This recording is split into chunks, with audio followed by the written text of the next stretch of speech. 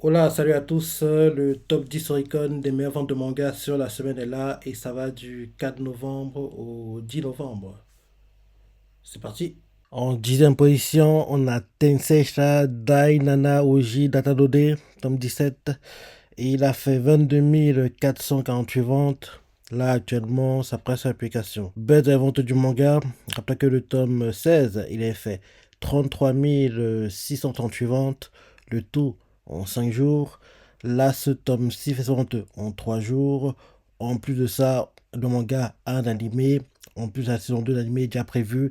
Même si la saison 2, c'est en fait le deuxième cours, mais comme on l'a pas directement, il sera vendu comme une deuxième saison. Et bien sûr, ce manga est inspiré d'un light novel, quoi. Donc, tu vois que la tendance continue. En général, quand un manga inspiré de light novel performe bien sur un manga, derrière, il a un animé. Et on a eu une saison 1, enfin, premier cours l'année dernière. Et le deuxième cours, comme on l'aura plutôt courant 2025, donc en gros, il sera vendu comme deuxième saison, quoi. Et elle était plutôt sympa, hein, la première partie de la saison 1, quoi. Ben, j'ai hâte de voir la deuxième partie parce que j'aime beaucoup l'anime. Il est vraiment sympa. Il est vraiment sympa. Ensuite, en 9 position, on a Blue Lock, tome 31. Et il a fait 24 134 ventes. Seulement, ça vente à 224 587 ventes. La semaine dernière, il était neuvième. Cette semaine, il est toujours neuvième. Et là, actuellement, c'est sa quatrième seule publication. Bonne vente pour le manga, après que le tome 30, il a fait 216 513 ventes, le tout en 24 jours. Là, ce tome-ci fait son vente en 25 jours. Et comme tu le sais, le tome 32, il sort le 17 décembre. Donc, en gros, le tome 32, ce sera le premier tome qui comptera pour le Top Oricon 2025, quoi. Donc là, ce tome 31, c'est le dernier qui compte, entre guillemets, pour le Top Oricon 2024 qu'on aura dans 2 3 semaines. Ensuite, en huitième position, on a Aku Aku Reijo to Kichiku Kishi, tome 4. Et il a fait 25 188 ventes. Là, actuellement, ça presse l'application. Baisse de la vente du manga. Rappelez que le tome 3, il a fait 33 426 ventes. Le tout en 6 jours. Et le tome 3 était sorti en 2023. Donc, en gros, ça fait un moment. Et ce tome-ci a fait ses ventes en 4 jours. Et tu vois clairement qu'avec 2 jours de plus, il aurait égalé, voire dépassé les ventes du tome 3. Et bien sûr, ce manga est inspiré d'un light novel. Donc, il faut comprendre par là que quand la novel aura assez d'avance, il aura un animé. C'est quasiment certain. Ensuite, en septième position, on a Jujutsu Kaisen, tome 28. Et il a fait 29 468 ventes. Seulement sa vente à 963 578 ventes. Il a perdu une place par rapport à son dernier classement. Et là, actuellement, c'est sa sixième seule application. 6 semaines d'affilée dans le top 10, c'est très très rare hein, pour Jujutsu Kaisen. Donc, baisse pour le vente du manga, après que le top 27, il avait fait 1 011 886 ventes, le tout en 39 jours. Là, ce tome 6 en 38 jours. Et bien sûr, en gros, comme je disais plus tôt, c'est rare que le manga fasse 6 semaines d'affilée. 5, en général, il le fait tout le temps.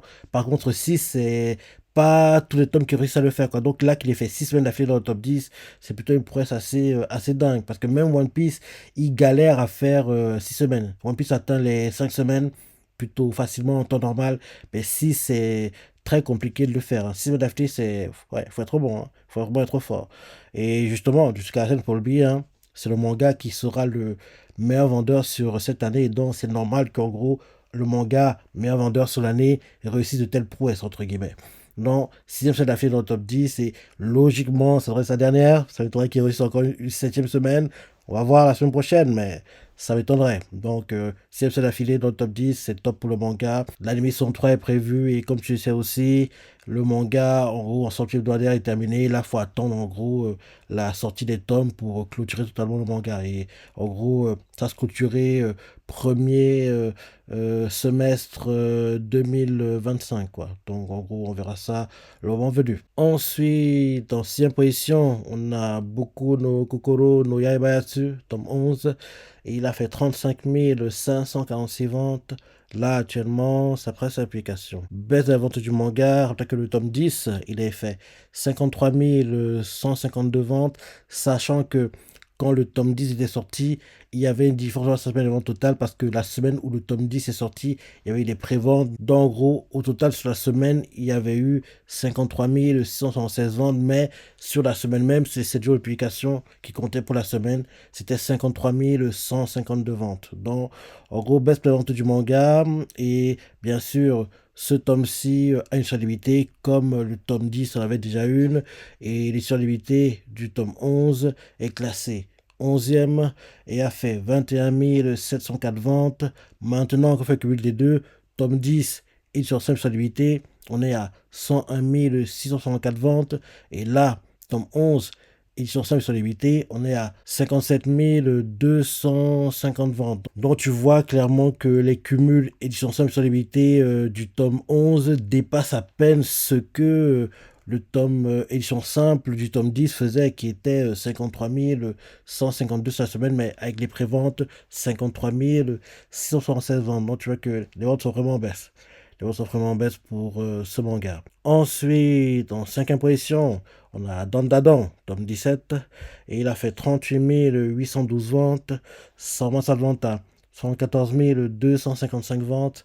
Il a gagné 2 places pour son dernier classement et là actuellement c'est sa dernière application. Bonne vente pour le manga après que le tome 16, il a fait 59 676 ventes, le tout en 10 jours.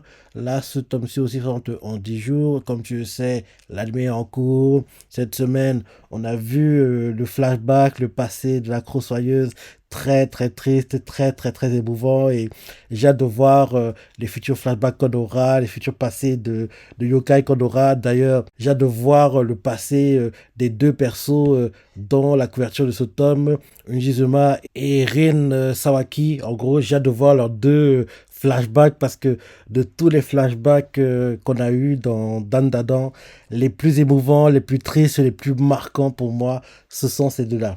Ce sont les deux flashbacks les plus marquants. En gros, les flashbacks en gros, qu'on voit pour Unjizuma, ce qui lui est arrivé, ce qui s'est passé dans son enfance. Et derrière, le flashback qu'on voit pour Rin, quoi, qui est arrivé dans son enfance, les traumatismes qu'elle a vécu, c'est ça. Dans ces parties-là, malheureusement pour nous, on devra attendre un long moment pour les voir parce que, oui, ce sera pas en deuxième cours, courant 2025, qu'on les verra. Vu que deuxième cours, on devrait s'arrêter à la fin des combats, Takakura, œil maléfique, sous terre avec le verre qui rôde, c'est ça. Et en gros, quand Takakura monte sa grandeur, avec ses poils, le Mami Turbo, c'est ces parties-là qu'on devrait voir normalement en deuxième cours, deuxième saison pour Dandadan. Les parties concernant Unjizuma et puis Rin, quoi, ça devrait être logiquement au quatrième cours parce que parce qu'en gros, on les a terminés récemment en manga, quoi. C'était courant septembre qu'on a terminé officiellement la saga Kintama. Donc, en gros, ce sera seulement quand en gros, on va vers la fin de la saga qu'on verra ces parties.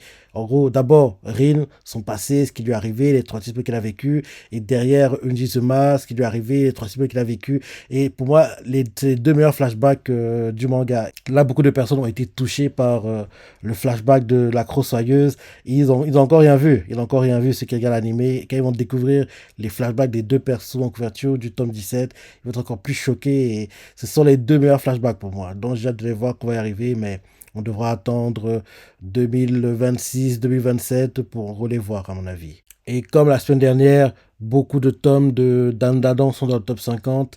La semaine dernière, il y en avait 8. En gros, 1 dans le top 10 et 7 entre la 11e et la 50e position. Là, il y en a 10 au total. En gros, il y en a 2 de plus qui sont dans le top 50. 1 dans le top 10 et 9 autres entre la 11e et la 50e position. Donc, tu vois que de semaine en semaine, le nombre de mangas dans le top augmente.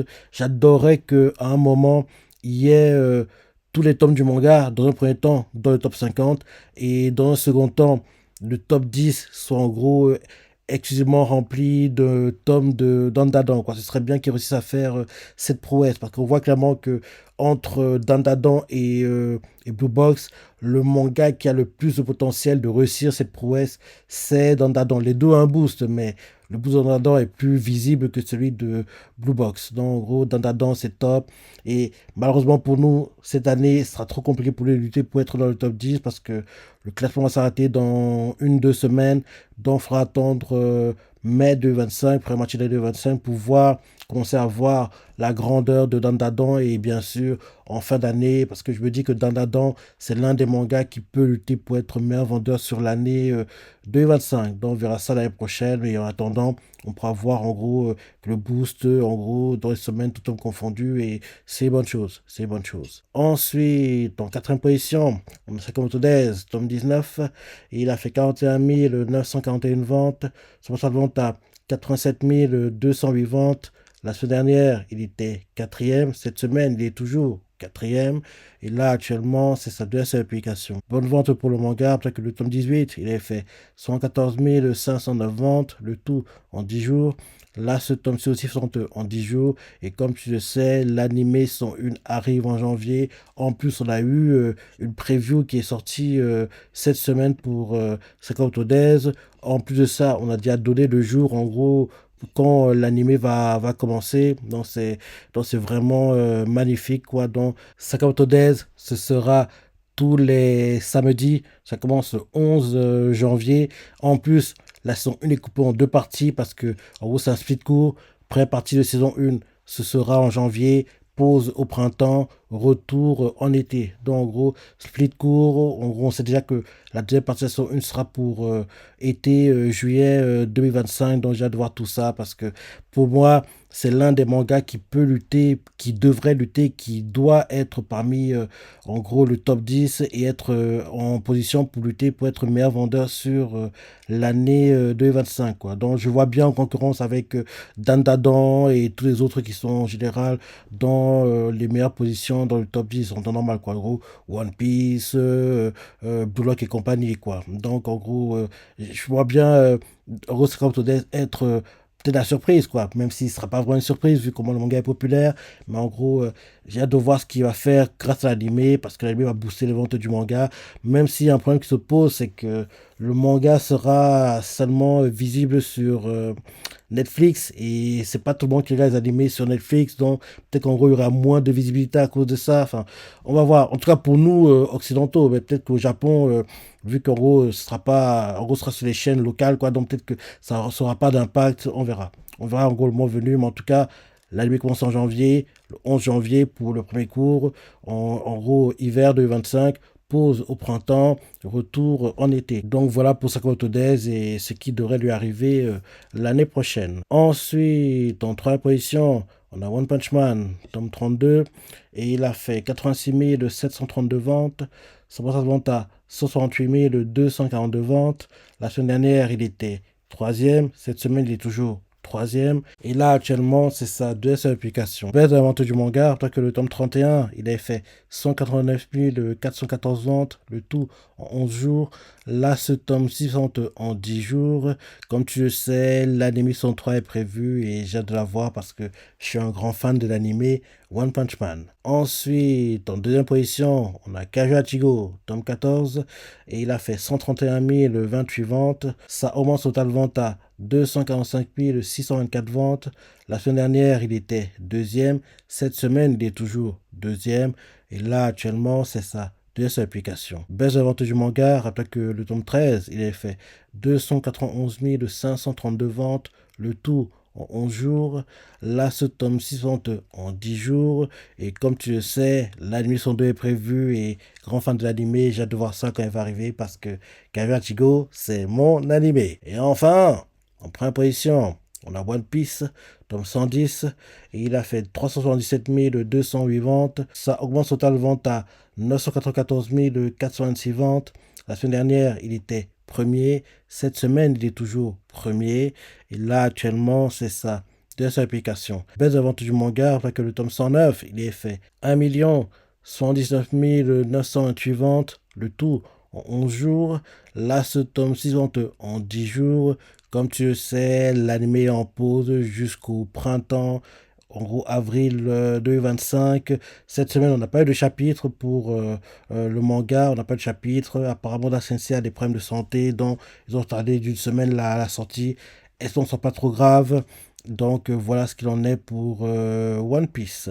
Donc voilà le top 10 des mangas sur la semaine.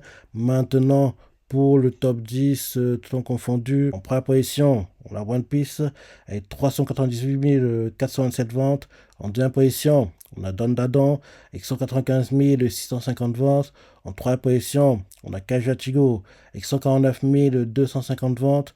En quatrième position, on a One Punch Man avec 89 843 ventes. En cinquième position, on a Blue Box avec 81 696 ventes.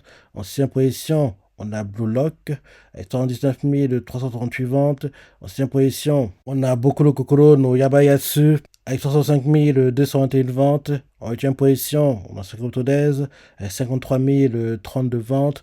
En neuvième position, on a Jujutsu Kaisen, 51 105 ventes. Et dixième position, Detective Conan, 31 452 ventes. Donc, voilà le top 10 des meilleurs mangas sur la semaine. Maintenant, dans ce top 10, les mangas qui ont des animés ou pas. One Piece, animé. Dandadan, animé. Kajuachigo, animé. One Punch Man, animé. Blue Box, animé. Blue Lock, animé. Boku no Kokoro no Yabayatsu, animé. Il a déjà eu 2 saisons d'ailleurs. La dernière saison est sortie pendant l'hiver, en gros janvier 2024. En gros, une saison d'un cours, 13 épisodes. 50 Days, entre guillemets animé, parce que la saison 1 commence en janvier-hiver 2025. Jusqu'à la scène animé et les Chukonan animé. Dans ce top 10, les mangas qui seront dans le top 10 des mangas sur l'année sont One Piece, Kajuachigo, Blue Lock et Jujutsu Kaisen. Donc, en gros, 4 des 10 mangas seront dans le top 10 annuel de sûr. Dandadan, par miracle, c'est aussi à redire l'écart. En gros, la semaine prochaine et celle d'après, même si ça me paraît trop compliqué.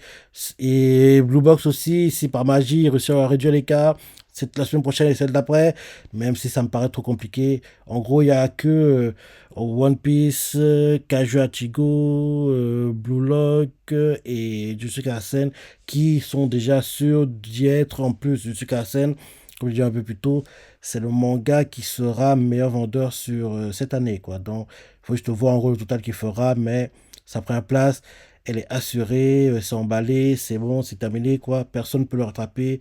Le deuxième, si je ne me trompe pas, ça devrait être One Piece, hein, parce que avant les ventes de cette semaine, One Piece, si je ne me trompe pas, il était troisième. Il était troisième, il avait environ 250 000 d'écart avec Solo Freerun dans ces eaux-là, hein. Je suis plus trop sûr, hein, mais dans ces eaux-là, quoi.